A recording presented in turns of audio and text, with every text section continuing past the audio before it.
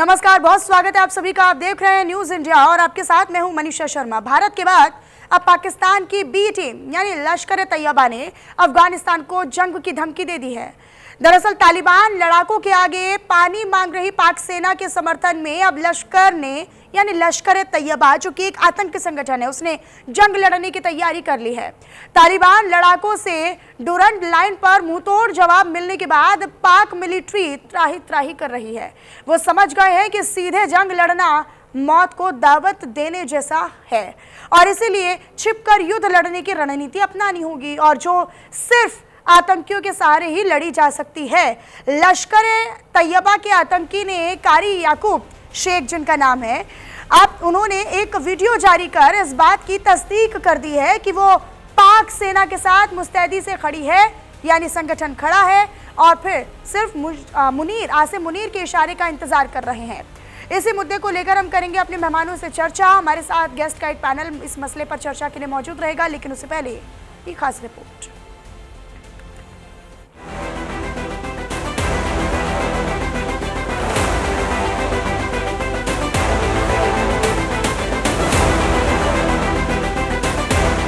तालिबान को लश्कर की धमकी, पाक के समर्थन में जंग लड़ने की तैयारी, आतंकियों की मुनीर से गहरी यारी।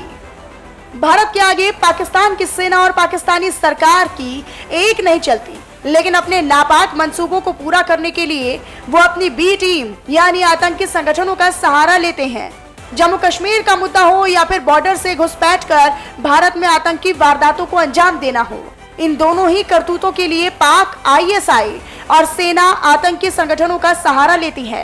हूबहू अब यही हालात अफगानिस्तान के साथ पाकिस्तान के बनते दिख रहे हैं। दरअसल तालिबान लड़ाकों के आगे पानी मांग चुके सीडीएफ आसिम मुनीर अब आतंकियों के भरोसे अफगानिस्तान को सबक सिखाने की तैयारी में जुट गए हैं। ये हम नहीं बल्कि ये साफ ऐलान किया है लश्कर तैयबा के आतंकी और हाफिज शहीद के खास कारी याकूब शेख ने। कारी याकूब शेख ने वीडियो संदेश के जरिए बड़ा ऐलान किया। तो उनकी तरफ से ये ऐलान आना चाहिए कि उनकी सरजमीन से पाकिस्तान के खिलाफ कोई एक गोली भी नहीं चलेगी। अगर इस किस्म का इक़दाम उनकी तरफ से होता है तो पाकिस्तान के उलमा व मशाइख इसको कदर की निगाह से भी देखेंगे और उनकी कदर मंजिलत हमारे दिल में बढ़ेगी। और अगर इस तरह की सूरत हाल नहीं है तो ये बात याद रखें कि दिफाए वतन के लिए, दिफाए पाकिस्तान के लिए, पाकिस्तान की पूरी कौम, पाकिस्तान के उलमा व मशाइख, हम सब अफवाज पाकिस्तान के साथ खड़े हैं। पाक सेना के समर्थन में जंग लड़ेगा लश्कर तैयबा।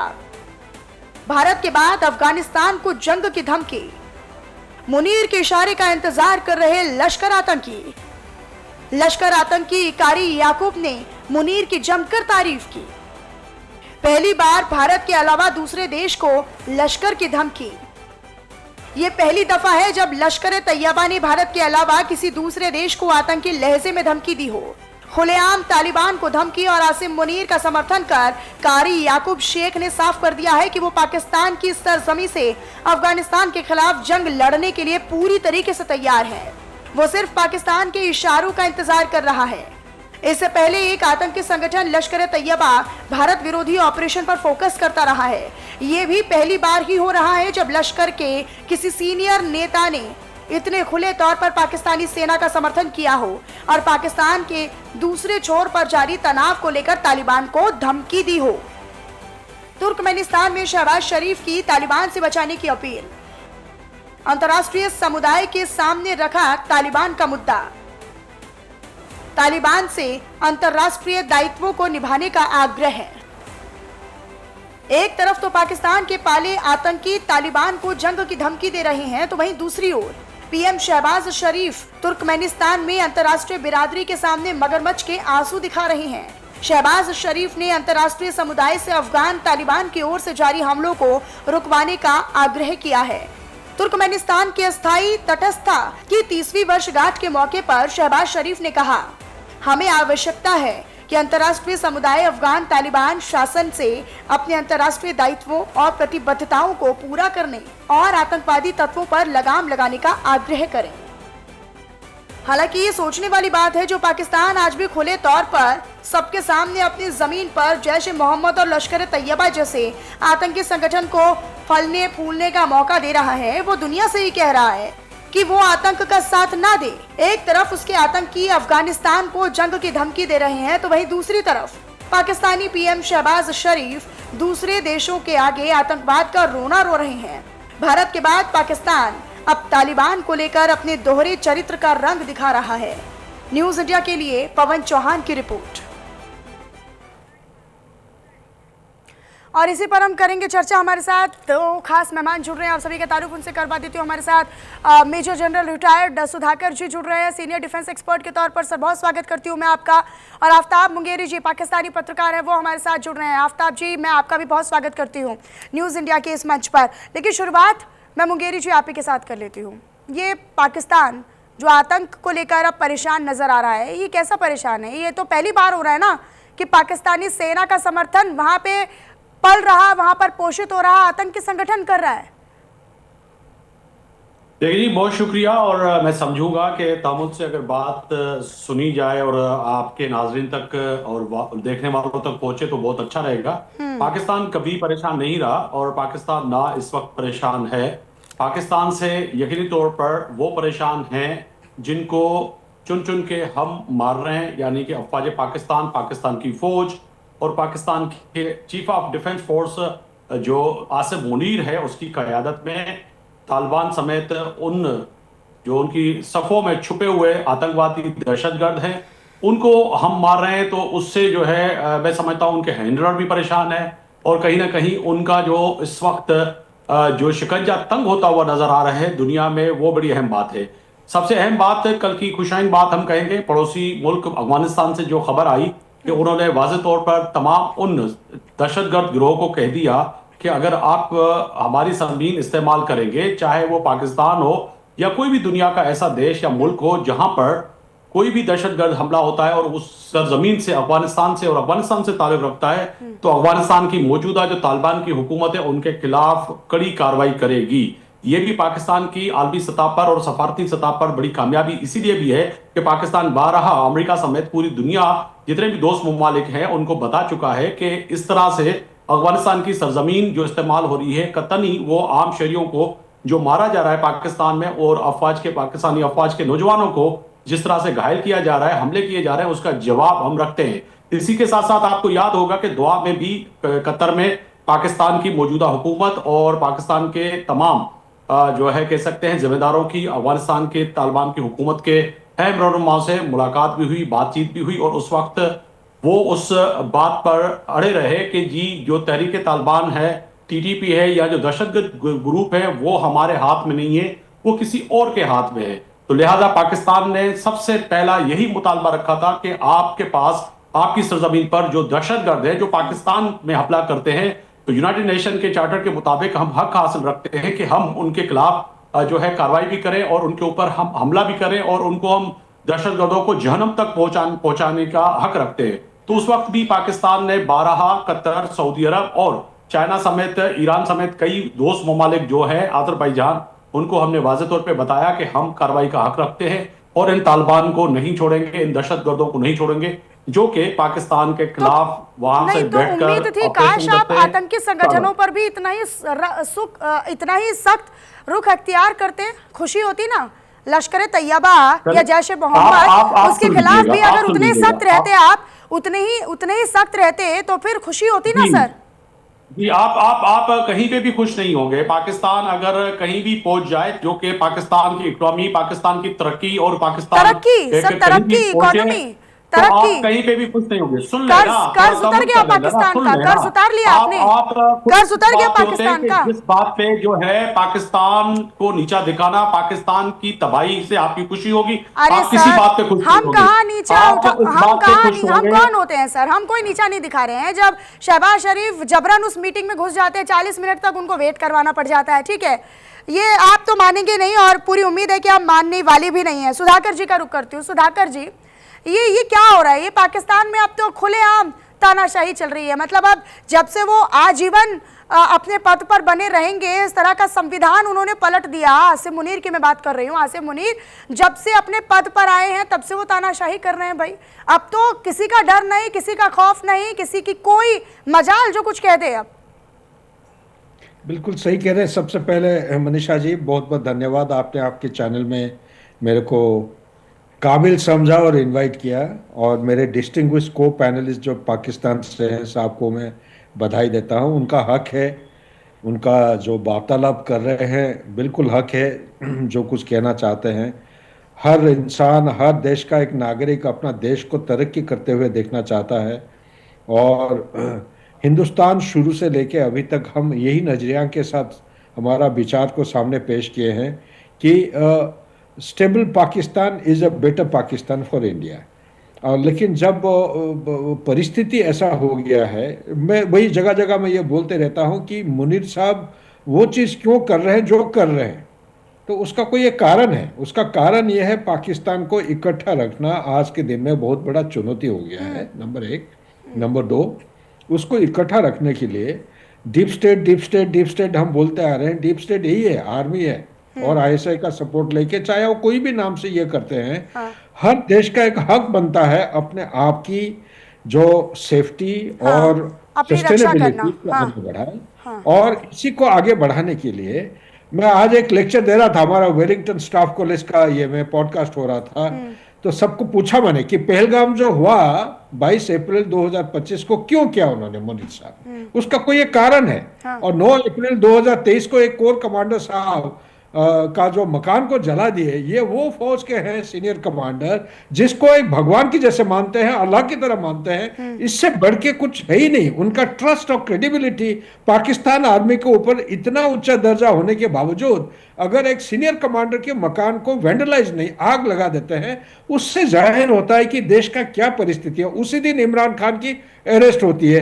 तो ये जो आप चीजें अगर पूरा डॉट्स को ज्वाइन करते हैं, एक छवि निकल के आता है सामने कि पाकिस्तान का परिस्थिति वो नहीं रहा जो हम देखे आए हैं, और आने वाले समय में उसको एक देश की तरह आगे की नहीं। तो अब तो कानून नहीं है, अब तो अदालतें नहीं है, अब तो सुप्रीम कोर्ट नहीं है, अब तो जज नहीं है, अब तो कुछ भी नहीं है। अब तो केवल आसिम मुनीर है, शहबाज शरीफ है पाकिस्तान में। अब तो वो दिल खोल कर समर्थन कर रहे हैं। उनके समर्थन में कौन, आप समझिए कि याकूब शेख कौन है, वो लश्कर तैयबा का आतंकी है, और आतंकी खुले मंच से उनका समर्थन कर रहा है, उसकी पैरवी कर रहा है आसिम मुनीर की। इससे खतरनाक और क्या होगा पाकिस्तान में। और वो पाकिस्तान सुधाकर जी जो खुद आतंक को पाल रहा है, पोष रहा है, उससे पल्लवित पोषित कर रहा है, वो दुनिया को सलाह दे रहा है, दुनिया से कह रहा है कि आप आतंकवाद से दूर रहिए। यही मनीषा जी, ये एक दुविधा है दुनिया समाज के सामने, विश्व के सामने।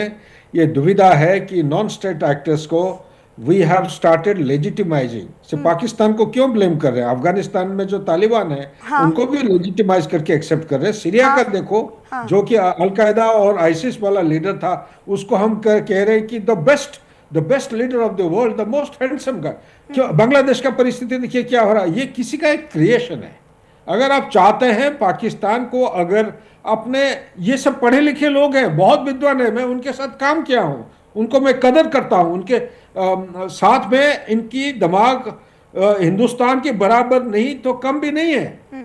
ये बहुत सोच विचार के एक्चुअली बहुत माहिर हैं। उनको अगर छोड़ दिया जाए उनके हाथ पे, ये बिल्कुल सकारात्मक तरीके से देश को आगे की तरह ले चलेंगे ना। आज के दिन में जुडिशियरी इंडिपेंडेंस नहीं है। आज के दिन में chief of the army staff CDS जो है, he is not accountable to legislature, executive, media ना की बराबर है। ठीक है ना, मैं बहुत खुश हूं आफ्ताब साहब जो बोल रहे हैं मीडिया की अगर कोई फुटप्रिंट है, इस किस्म के बयान देना चाहिए। I am very grateful to him.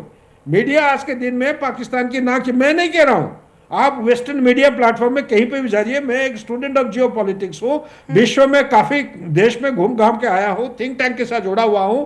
Pakistan का जो आज के दिन में बुनियादी चीजें हैं, वहां पे बहुत बड़ा सवाल आके खड़ा हुआ है। ये देश क्या देश की तरह रह पाएगा? और उसको रक्षा करने के लिए ठीक है आफ्ताब मुंगेर, देखें बहुत टाइम आपका मैंने सुकून से सुना, क्योंकि पहली दफा कोई सुलझा हुआ बंदा, पढ़ा लिखा बंदा, और जो कि बात सुनता भी है और समझता भी है, तो उससे तहम्मुल से बात करने में मजा भी आता है। नहीं तो अमूमन ऐसा होता है आपके प्रोग्रामों में कुछ ऐसे गेस्ट आ जाते हैं, सिर्फ वो चलाते हैं और बातें करते हैं जो एक दूसरे से किसी सर हमें भी खुशी नतीजे हुई को कि पहली बार नहीं कोई पहुंचते। पढ़ा लिखा, कोई सुनिए। समझदार, कोई सुनने वाला पैनल हमारे साथ जुड़ा पाकिस्तान से। जी, हमें जी, भी आप हमें भी सुनिएगा। उम्मीद हुई सर, पहली बार।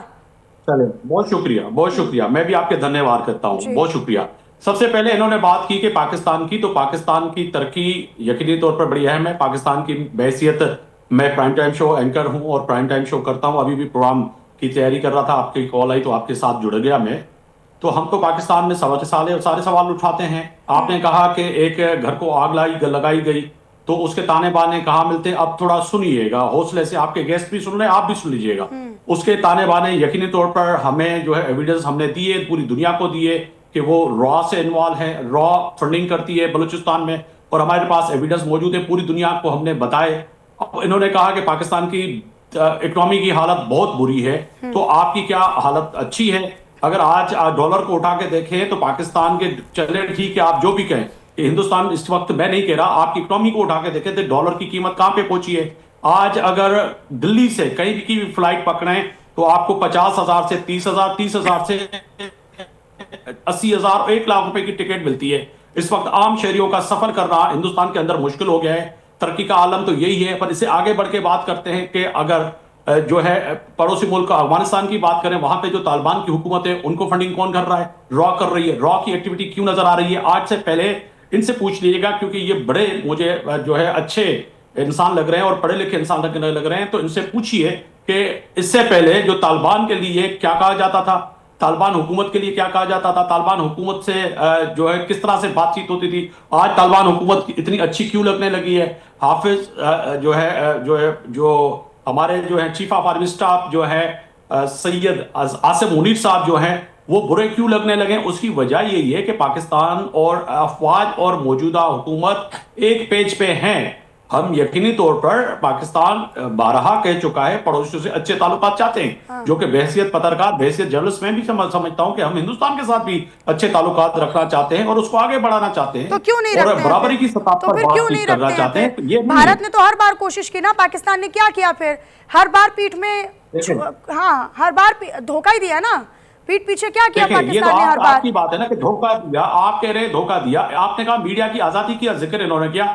मीडिया के अंदर ये आजादी इजहार है कि पाकिस्तान के अंदर हम सारे सवाल उठाते हैं, सब पार्टिसिपेट करते हैं। आज अगर आपकी मीडिया पे मैं उठाऊं तो मैं नहीं कहता हूं, आपकी अपोजिशन कहती है, राहुल गांधी कहता है, आप पे कहता है कि गोदी मीडिया है, इस पे सिर्फ गोदी मीडिया चलता है, तो मैं नहीं तो कहता। आपके पार्लियामेंट के अंदर ये गोदी मीडिया का जिक्र होता है। देखिए बात सुनिए ना, अब बात सुनिए, आप पाकिस्तान की टेंशन लीजिए, वो ज्यादा जरूरी है आपके लिए। पाकिस्तान नहीं सर पाकिस्तान की चिंता कीजिए, वो ज्यादा जरूरी है आफ्ताब जी आपके लिए। अभी आपको शो में भी जाना है, वहां पर भी आपको सवाल करने हैं। अरे आपको शो में भी जाना है, वहां पर भी आपको सवाल करने हैं, वहां की टेंशन लीजिए आप। आपको गोदी मीडिया का लकब जो है मैंने नहीं दिया, राहुल गांधी ने दिया, अपोजिशन दिया है। अपोजिशन ने दिया कि आप सिर्फ जो है बजरंग दल और आरएसएस और मोदी की जो है और गोदी मीडिया काम करता है। ये तो मैं तो नहीं कह रहा। कहने दीजिए ना सर, कहने दीजिए, मैं भी इमरान खान पर आ जाऊंगी फिर। कहने दीजिए ना, फिर मैं भी पीटीआई पर आ जाऊंगी ना। वो जो सड़कों पर तानाशाही चल रही है, वो सड़कों पर उनकी दोनों बहनें बोल रही है कि आसिम मुनीर की तानाशाही चल रही है सर, शहबाज शरीफ की तानाशाही चल रही है, फिर मैं भी पीटीआई और इमरान खान पर आ जाऊंगी। आपके भी राजनीतिक गतिरोध पर आ जाऊंगी सर फिर मैं। नहीं कोई जो है इस मुल्क में, ठीक है ना, मुद्दा ये नहीं है सर, मुद्दा ये नहीं है। मुद्दा ये है कि अफगानिस्तान ने डरा दिया है, तो फिर आप लश्कर तैयबा और जैश मोहम्मद के पास जा रहे हैं अपनी पैरवी करवाने के लिए। इंडिया को जो है मुंह के चने चबवा दिए, हिंदुस्तान इतना बड़ा देश, उसको चने चबवा दिए। तो अफगानिस्तान तो ये मुट्ठी भर चंद लोग हैं जो काबुल तक महदूद है, इससे ज्यादा उनकी ताकत ही नहीं है, हैसियत ही नहीं है। वो तो हम तो जब इंडिया को जो है चने चबवा सकते हैं, आलमी दुनिया में सर इंडिया को चने चबवा सकते हैं सर, आपकी जुबान नहीं लड़खड़ानी क्या? अरे आप सोच समझ कर बोल रहे हैं, आप क्या बोल रहे हैं? सर जाइए, आपके शो का टाइम हो रहा है, मुझे लग रहा है ना आपके शो का टाइम हो रहा है सर, आपके शो का भी तो टाइम होगा ना सर। अभी मेरा शो का टाइम हो जाएगा, कोई मसला नहीं है, मगर आप ये क्या बोल रहे हैं आप? वहां पर भी यही बोलते हैं कि हंसती नहीं है जनता आप पर, हंसती नहीं है जनता आप पर। मुझे ये हिंदुस्तान बताइए ना, और अफगानिस्तान भारत से क्यों का आप डरेगा? एक कंपैरिजन कर रहे हैं न्यूक्लियर मुल्क, पाकिस्तान आप से। एंकर हैं, आप ये समझें कि एक न्यूक्लियर मुल्क अफगानिस्तान से जो मुट्ठी भर लोग हैं उससे कैसे डरेगा? आप जैसे ताकतवर मुल्क जो आप कहते हो हम बड़े ताकतवर हैं, आपका गुरूर हमने मिट्टी में मिला दिया, राफेल गिरा दिया, एक नहीं कई जहाज गिरा दिए, आपका अरे सर, S-400 फिर जो हमने वही पूरा तबाह कर दिया, आपके पता नहीं बेसेस कौन तबाह सी कर दिए, गफलत में उसके है, पता बावजूद नहीं आप कौन जो सी है कि गफलत में है। अफगानिस्तान से सुधाकर डरते जी, हैं। अल्लाह सुधाकर करे भाई, जी, अफगानिस्तान से क्यों सुधाकर डरेंगे जी, हम? ठीक है, ये सुन मुट्ठी भर लीजिए, अब लोगों से क्यों सब्र, डरेंगे? थोड़ा सा शांति का दान दीजिए, थोड़ा सा शांति। बिल्कुल। सुधाकर जी, सुधाकर जी, इनकी गलतफहमी थोड़ा दूर कीजिए। ये तो कह रहे हैं भैया राफेल पता नहीं क्या क्या गिरा दिया। राहुल गांधी क्या कह रहे हैं, तो यहाँ पर पहुंच गए ऑपोजिशन, बड़ा फोकस रखते हैं ये हिंदुस्तान में क्या हो रहा है। जरूर रखना भी चाहिए। रफाल को गिराना इतना आसान नहीं है। एनीवे उनका हक है बोलने का, जो उनकी समझ है, मैं उसका कंटेस्ट नहीं करूंगा। मेरा पर्सपेक्टिव ये है, मैं विदेश में था ऑपरेशन सिंदूर के टाइम में, बहुत जगह इसके बारे में चर्चा हुई है, जहाँ के गहराई में हमने उस जड़ तक पहुंचे हैं जो मेरे समझ के मुताबिक कोई एक देश का एक chief of the air staff, एक चीफ ऑफ द आर्मी, फिर नेशनल सिक्योरिटी एडवाइजर, लगातार एक के बाद एक नेशनल सिक्योरिटी एडवाइजर जाके कोई सेमिनार में भाषण देते हो, कहते हैं कि हिंदुस्तान का कोई विंडो पेन को गिराया है, एक भी विंडो पेन को अगर टूटा है आप बता दीजिए। इस किस्म के बयान अगर देते हैं, मैं एक नागरिक हूं, मेरे लिए तो एक national security adviser ultimate authority होता है। और दूसरी बात, जहां तक रफाल के बारे में, मेरे को ये खबर मिला था 5 रफाल गिरे हैं, बाहर विदेश में घूम रहा था, और जो लोग इसको इन्वेस्टिगेट कर रहे थे उनके साथ जब बात किया तो उन्होंने मेरे को साइन समझाया किसको बोलते हैं रफाल को नीचे आए हैं। आज के दिन में हिंदुस्तान का इन्वेंट्री अगर चेक करेंगे, जो हर एयरक्राफ्ट का एक नंबर होता है, उस नंबर का ऑलरेडी है, उसका डिकॉय डिप्लॉय होने की वजह से, decoy Rafale is the only aircraft आजकल जो 4.5 जनरेशन में अब शामिल है, उसका decoy gives an impression of the main aircraft. Oncoming missile जो है डिकॉय को हिट करता है और वो हिट होने की वजह से दिखाता जैसे कि हवाई जहाज गिरा है। मेरे नॉलेज के मुताबिक, मेरे को जितना जानकारी है, मैंने आर्टिकल भी लिखा है खूब सारे इंटरनेशनल नेशनल मैगजीन्स में और न्यूज़पेपर में, मेरे हिसाब के मुताबिक कोई रफाल हिंदुस्तान की तरफ से गिरा नहीं है। गिरा होगा 2-3 और कोई एयरक्राफ्ट, इतना मुझे नहीं पता है, लेकिन रफाल नहीं गिरा है। शुक्र है आपने मान लिया सर कि कोई और गिरा होगा। अगर राफेल का आप नहीं मान रहे हैं तो कोई और का मान रहे हैं। अच्छा सुनिएगा, ये राहुल गांधी ने भी कहा था अपने आपके पार्लियामेंट में कि अरे सर, राहुल गांधी से बहुत प्रेम रखते हैं क्या? राहुल गांधी से बहुत प्रेम रखते हैं क्या? अरे राहुल गांधी का बहुत सम्मान कर रहे हैं सर आप, राहुल गांधी का बहुत प्रेम कर रहे हैं। बात नहीं करूंगा, एक लाइन जल्दी से सुधाकर जी, जल्दी से सर, 30 सेकंड का समय है सर। मैं बात करूंगा किसकी? राहुल गांधी की जो अपोजिशन है। अपोजिशन आपको कह रही है कि इन्वेंट्री दिखाएं, आप खड़े होकर हमें दिखाएं कि हमारे पास ठीक है सर, ठीक है। अच्छा उससे छोड़ें, ठीक है सर, इंडिया के ऑपोजिशन पर आप बात मत कीजिए, ठीक है सर, मेरे पास समय का अभाव है, वरना मैं पूरी बात सुनती। सर मुझे माफी के साथ दोनों को रोकना पड़ेगा सर। बहुत शुक्रिया आफ्ताब जी हमारे साथ जुड़ने के लिए। मेजर जनरल रिटायर्ड सुधाकर जी, आप हमारे साथ जुड़े, बहुत शुक्रिया आप दोनों मेहमानों का हमारे साथ इस चर्चा में जुड़ने के लिए, अपना कीमती समय यहाँ पर साझा करने के लिए। और फिलहाल इस चर्चा के साथ इस बुलेटिन में इतना ही। बाकी तमाम खबरों के लिए आप बने रहिएगा न्यूज़ इंडिया के साथ। नमस्कार।